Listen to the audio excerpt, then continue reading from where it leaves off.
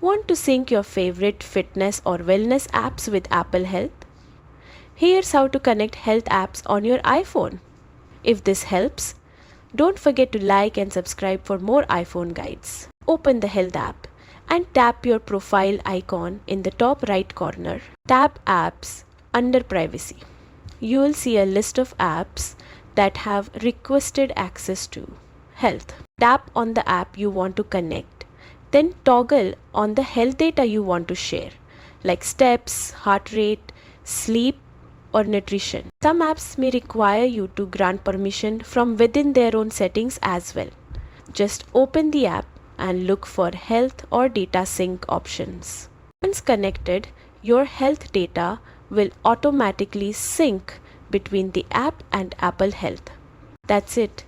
Your favorite health apps are now working together. Hit like and subscribe for more smart iPhone tips.